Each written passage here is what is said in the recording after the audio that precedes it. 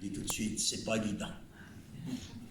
Mais enfin, j'ai essayé de faire du mieux que je peux, car ce soir, c'est une soirée de bonheur pour moi, parce que quand je vois tout ce monde, que je vois plein d'amis, plein d'anciens, des commerçants de la place de l'Étoile, que je vois des clients aussi, alors pensez bien que ça fait chaud au cœur.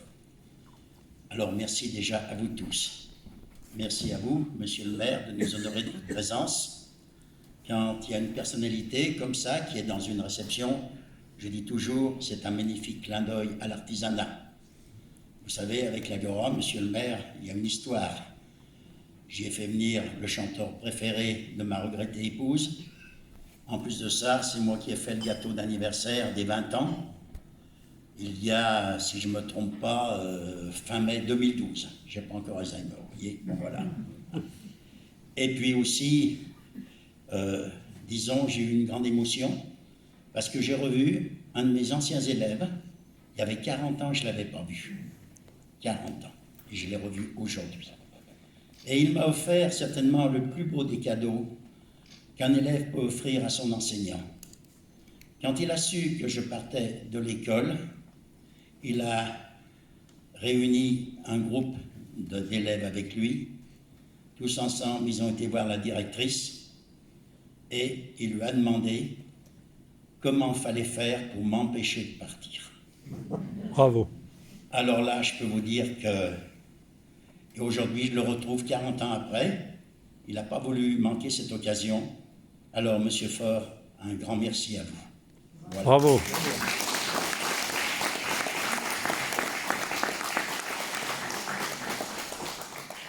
Si je puis me permettre, j'ai un petit cadeau à vous remettre.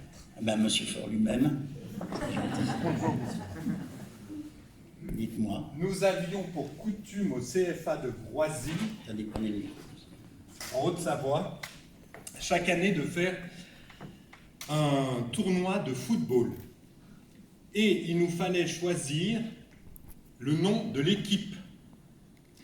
Et comme on appréciait tout particulièrement M. Bochard, tout naturellement, nous avons choisi d'appeler notre équipe les Bochards d'Assaut. Oh, bravo. Alors, M. Bochard, je vous ai fait un joli tablier parce que je sais que ça, vous allez en profiter. Formidable. Voilà, les Bochards d'Assaut, session 82-84 à Groisy. Voilà.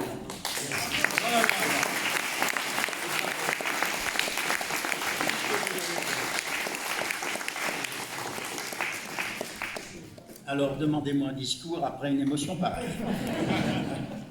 Bon, alors moi, je voudrais dire un grand merci aussi. Un grand merci à Mesdames Bugada. Mesdames Bugada qui ont, on peut dire, soutenu ce dossier, disons, comme on l'a si bien dit, avec ténacité, persévérance, pour aboutir aujourd'hui à ce titre de chevalier du mérite national qu'on me décerne.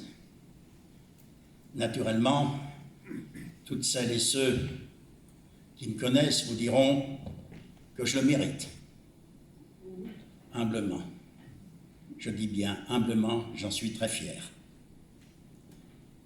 Je suis né pendant la guerre, période pas facile, comme beaucoup d'autres à cette époque. Revanche à prendre, par défi, pour moi-même, et cette place de faire, de cette place que j'avais envie de faire dans cette société. Engagé à fond dans ce métier de plaisir, élaboré avec passion, créativité, des heures de travail utopiques à certaines périodes, se délecter d'abord du visuel de nos vitrines. Nos clients ne viennent pas chez nous par nécessité, ni par obligation, mais par envie. Ça change tout. Pensez au rôle que joue notre métier à tous les événements au cours de l'année, qu'il s'agisse d'anniversaires, de mariages, de Pâques, fêtes des mères, Noël et j'en passe. et aussi dans des circonstances d'événements auxquels j'étais loin de m'attendre durant ma longue carrière, ce qui m'a permis d'élaborer des entremêles de circonstances pour des hommes politiques et aussi des présentations au Japon. Mais je rajouterai en plus que j'ai fait des rencontres, dirais-je, exceptionnelles avec des grands artistes, notamment avec une très belle femme sublime, qui m'a accordé un quart d'heure où j'ai pu converser avec elle. Elle s'appelait Romy Schneider. Puis, aussi un homme de télévision, Julien Lepers. Et puis, j'ai pu aussi, grâce au chanteur Hervé Villard, accéder à tout cet envers du décor de Ashland, dont a tourné Ashland, si bien que j'ai pu voir tous ces stars des années 60-70 qui nous ont fait rêver. Voilà.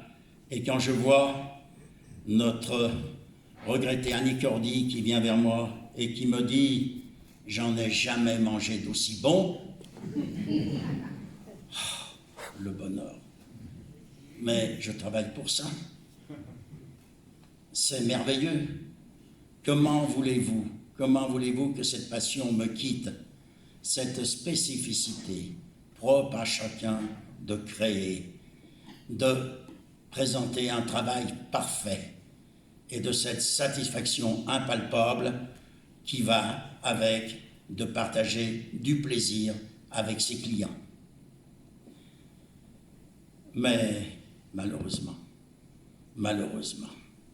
malgré cette envie d'innover, de réactualiser, de cette passion qui nous anime, les contraintes de notre société continuent à dégrader la valeur travail. On ne montre pas à la télévision, dans ces fameuses émissions, les réalités qui font rêver les gens à notre si beau métier. Les 35 heures, en leur temps, ont fait leur part de dégâts.